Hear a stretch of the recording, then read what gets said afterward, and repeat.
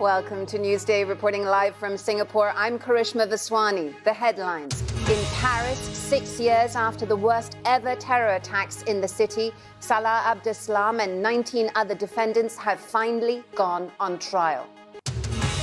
Ashraf Ghani apologizes to the Afghan people. The former president says he fled the country to avoid more bloodshed. A statue of Confederate General Robert E. Lee is taken down in Virginia's state capitol after a year-long legal battle.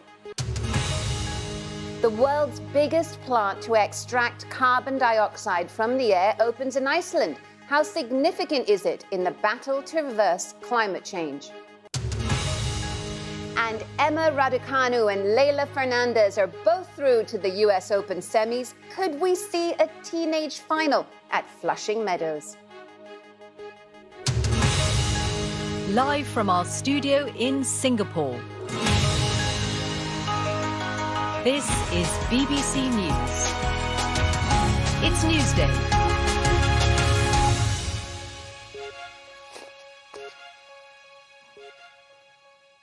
Hello and welcome to the programme.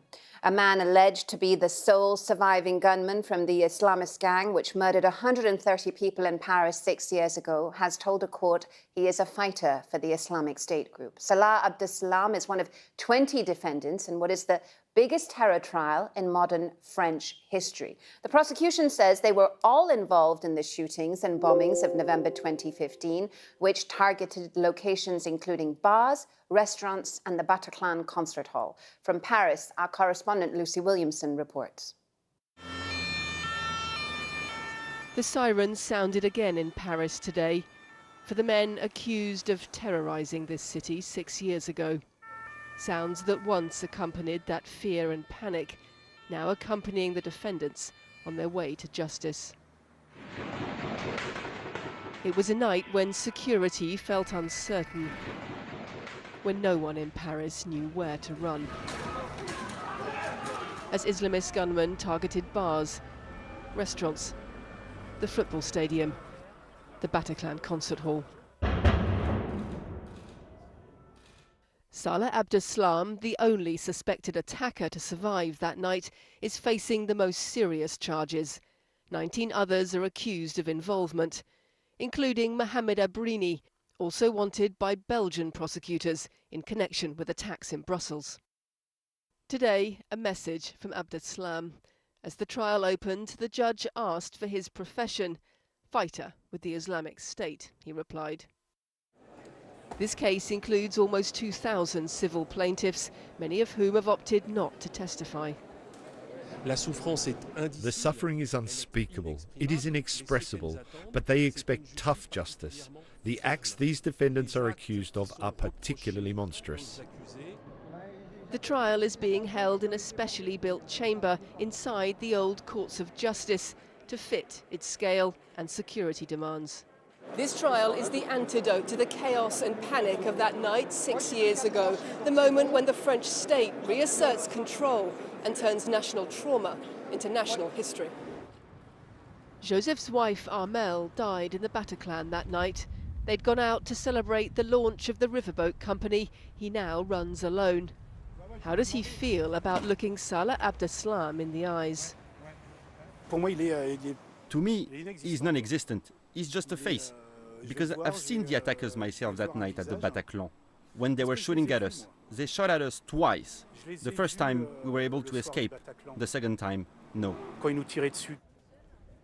Joseph told me he was afraid of coming here today. Fear is something he knows about. Justice is the antidote he needs. Lucy Williamson, BBC News, Paris. Well, let's take a look at some of the other stories in the headlines today. Tens of thousands of Brazilians have taken to the streets to show their support for President Jair Bolsonaro, who's launched new attacks on Congress and the Supreme Court. Addressing supporters in Brasilia, Mr. Bolsonaro said the head of court should rein in other judges. Dozens of people are missing after a ferry collided with another passenger boat and sank in the northeastern state of Assam in India. About 40 passengers have either been rescued or swam to safety. Officials say in total there were more than 100 people on the two ferries. The global coronavirus vaccine initiative, COVAX, has cut estimates for the number of doses it expects to have access to this year by more than a quarter. It blames export bans, bilateral deals, production challenges, and delays in regulatory approval. COVAX says only 1 in 5 people in lower-income countries have received a first dose of a vaccine. The Philippine President Rodrigo Duterte, who's not allowed to run for another term, has formally accepted his party Faction's nomination to run for vice president in the next election. Mr. Duterte said that he would run for the love of his country.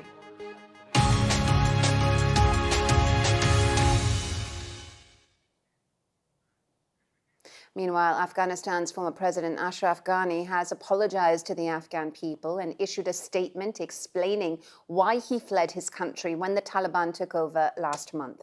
In a Twitter post, Mr. Ghani said he left Afghanistan to avoid further bloodshed in the streets. Meanwhile, there are growing concerns about whether international aid will keep flowing into the country.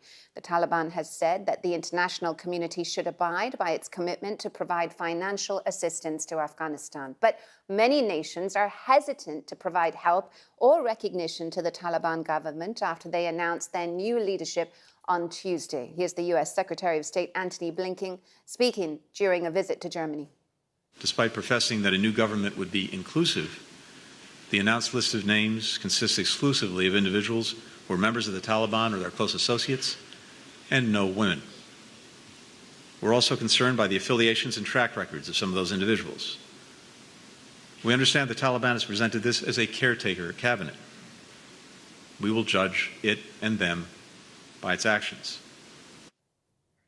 The U.S. Secretary of State Antony Blinken there. Meanwhile, our chief international correspondent Lise Doucette is in Kabul for us and has more on this story. I have to say that on the streets today, the protests are continuing. In fact, they're intensifying. And the Taliban reaction to the protests has been also intensifying. There was with greater violence, more foreign journalists were arrested today. Afghan journalists were arrested today. There was a women's protest in the west of Kabul. They expressed their criticism of the government announcement last night, the caretaker government. But meanwhile, the Taliban are getting on with the business of government. The new ministers, caretaker ministers, have been told to go to their offices to meet the people that will be working with them. And we've seen humanitarian chiefs coming to the country this week. UN's humanitarian chief, Martin Griffiths, and also the president of the International Committee of the Red Cross, Peter Maurer. We met him here in Kabul when he went to visit one of the ICRC's most important and I have to say most hopeful projects, and that is a prosthetic center, rehabilitation center here in Kabul. We never have to forget that Afghanistan is probably the country in the world with the most people disabled worldwide. 4 to 5% of the population lives with disability. This is a huge number.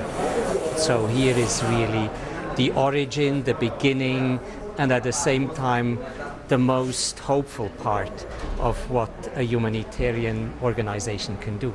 You speak about hope, but you're arriving in Afghanistan where it's starting again, Taliban leadership, and many are worried, if not fearful. Many Afghans tell us that they will judge the Taliban not by their statements, but by their actions. What will be the first actions you will ask of them? Well, in many respects, is the continuation of what we have been able to do in the past. You have seen and you see that in our programs, women, girls, men are working alongside, that we have developed social activities in a physical rehabilitation center which are inclusive, where men and women are able to develop. And we have, I think, in the past found a balance between respecting local traditions and local values and at the same time respect also and give perspectives to rights and to equality, which the international community, and rightly so, is asking for. It would be even more harmful to let drop the bridges of conversations that we have been able to establish and which I'm nevertheless hopeful that we can continue to establish it. Peter Moore, the president of the International Committee of the Red Cross, emphasizing, as so many humanitarian leaders are saying, is that they've got to find a way to work with the new Taliban leadership for both sides to understand each other, because tens of millions of Afghans desperately need some kind of humanitarian assistance. These are the challenges as a new caretaker government takes office here in Afghanistan. The BBC's Lise Doucette there in Kabul for us. Meanwhile, anti-racism activists have celebrated the removal of a controversial statue of a Confederate general in the United States. The memorial to Robert E. Lee in the city of Richmond in Virginia became a focal point during last year's Black Lives Matter protests. Well, for more on this, I'm joined now by our correspondent David Willis in Washington. Great to have you on the programme, David. In the first instance, I want to ask you, why is this statue so controversial? Well, of course, Karishma, the city of Richmond in Virginia served as the capital of the pro-slavery South during the American Civil War. Robert E. Lee was, of course, a Civil War general who was leading forces intent on maintaining slavery at a time when it had been abolished in other parts of this country. And that statue there in Richmond of Robert E. Lee has proved a focal point for protests, particularly, of course, since the death of George Floyd, black man who died in police custody in Minneapolis last year. His death, of course, sparked the Black Lives Matter protest. And the Democratic governor of Virginia, Ralph Northam, said within a week of the death of George Floyd that this particular statue should come down. It's taken more than a year because there have been court challenges on the part of local residents and also a descendant of the family that transferred ownership of this statue to the state. And indeed, only last Thursday did Virginia's state Supreme Court rule that this statue could and should be removed. Yeah, fascinating stuff, David. In the first instance, I should say that you're in Los Angeles, not Washington, so apologies for that. I have to ask, though, that there has been a movement, of course, against removing these sorts of statues as well. Many people saying that it's part of American history and it should stay. Absolutely. The debate over these statues has been going on since before the death of George Floyd. And in fact, over the last 6 years, more than 300 Confederate memorials have been removed, although it's thought that about 2,000 still remain. Memorials to 3 other Confederate generals have been removed, were removed last year from Richmond's Monument Avenue. And one was removed also from the Twin City of Charlottesville. But you're absolutely right. There are those who are saying that these are monuments to those who fought bravely on behalf of the American South. Others, of course, say they are monuments to a very dark chapter in this country's history. Right. David Willis there on that story for us in Los Angeles. Well, you're watching Newsday on the BBC. Still to come on the programme, a primordial rock crashes to Earth, turning one family's driveway into a scientific landmark.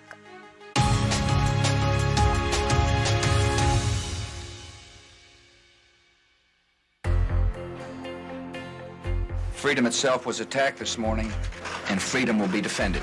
The United States will hunt down and punish those responsible. Bishop Tutu now becomes spiritual leader of 100,000 Anglicans here, of the blacks in Soweto Township as well as the whites in their rich suburbs. We say to you today, in a loud and a clear voice, enough of blood and tears. Enough! The difficult decision we reached together was one that required great and exceptional courage.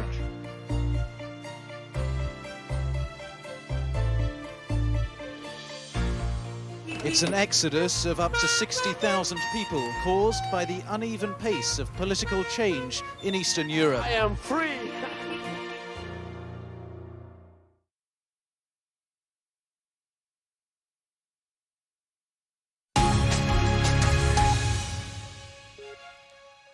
This is Newsday on the BBC. I'm Karishma Vaswani in Singapore. The headlines. The Paris trial is underway right now with one of the biggest terror trials in France right now.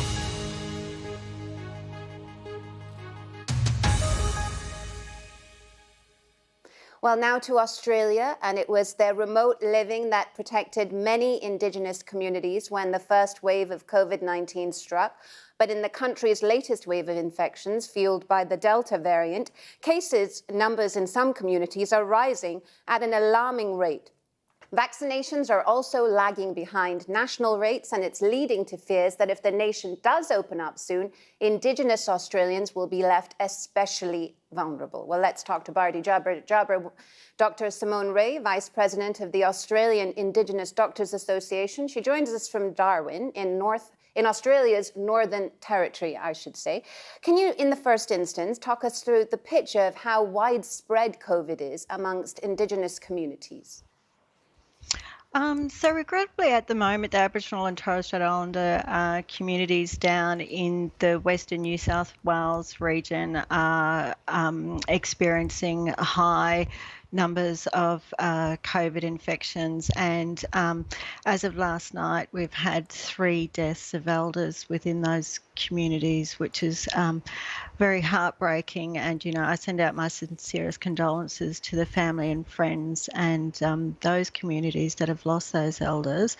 We're fortunate in other areas of Australia so far that we have managed to not have an outbreak yet, but if it continues in this vein, who knows how long it will be before we may get outbreaks in other communities as well.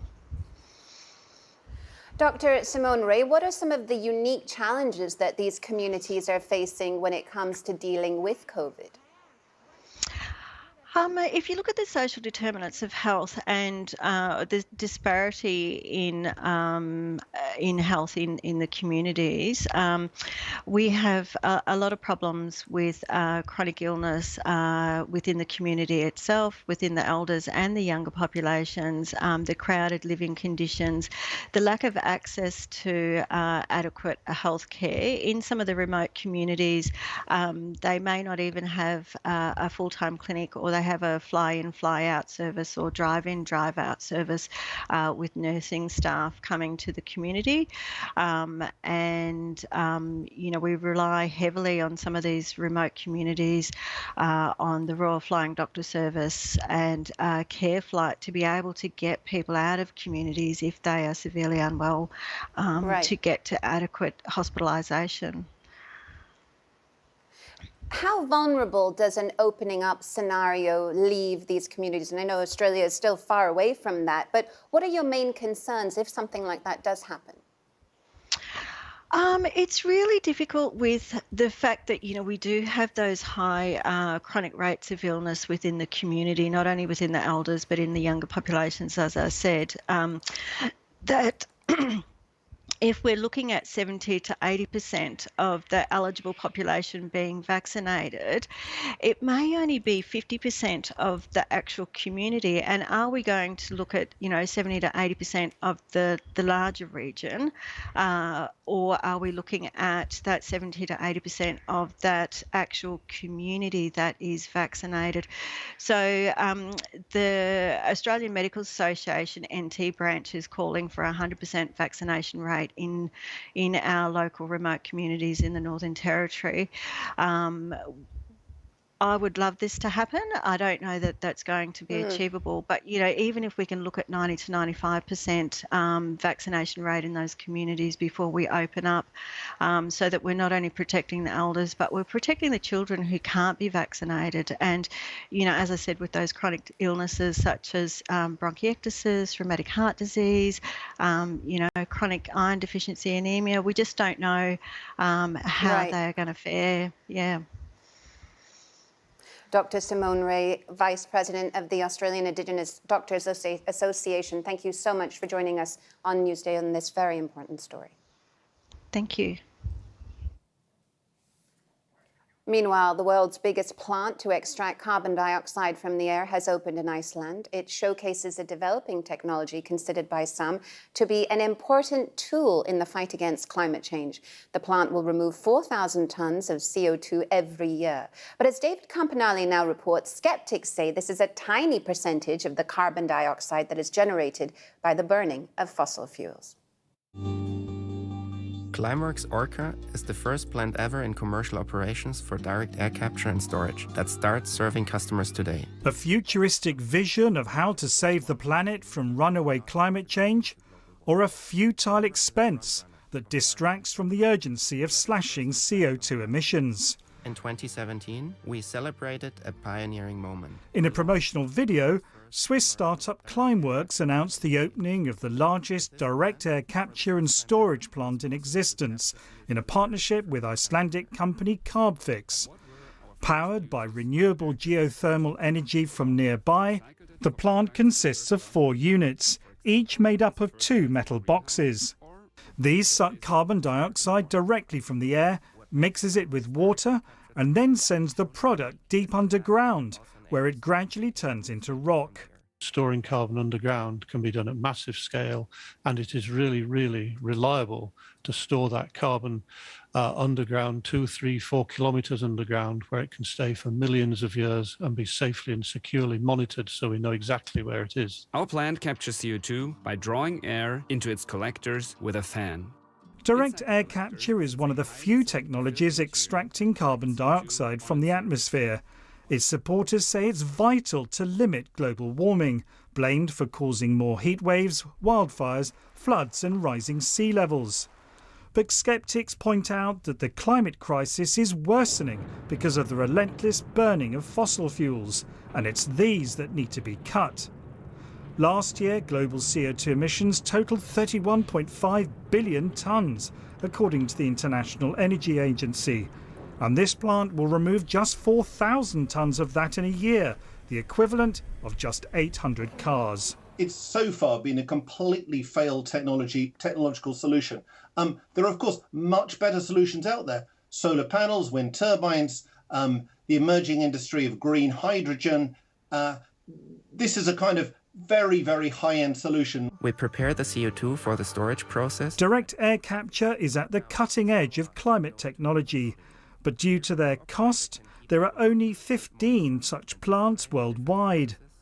Unless scaled up at speed, these won't take away from what scientists say is the imperative of keeping 80% of carbon reserves in the ground. David Campanale, BBC News. Well, now I want to tell you about some remarkable tennis news developing in the women's side of the draw at the US Open.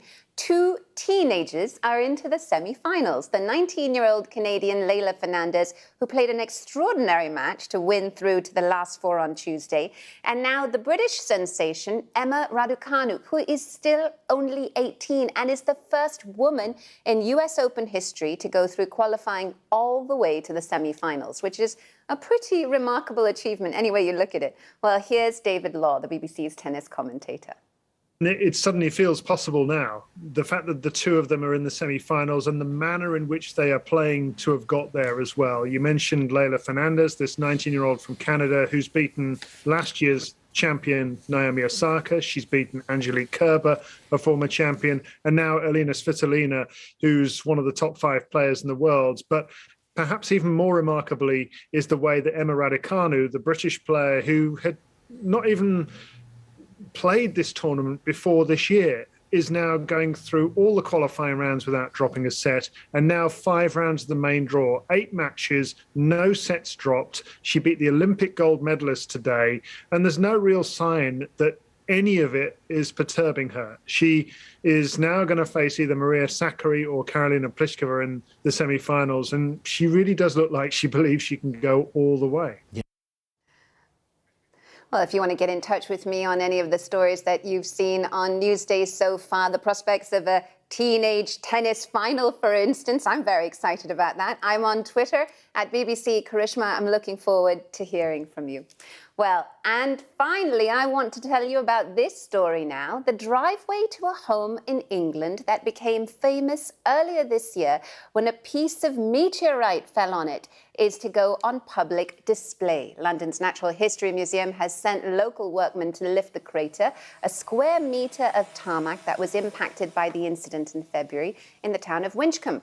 The museum hopes the exhibit will inspire visiting children to take a keen interest in science at school. The space rock, long since removed, has been described scientifically as the most valuable to ever fall on the UK. Such fascinating stuff, definitely worth going to see. Well, you've been watching Newsday. I want to remind you of our top story. The man alleged to be the sole surviving gunman from the deadly jihadist attacks in Paris in 2015 has made a defiant appearance in court at the start of his trial in France. That's it for us for this hour on Newsday. Thanks so much for joining us. Do stay with BBC News.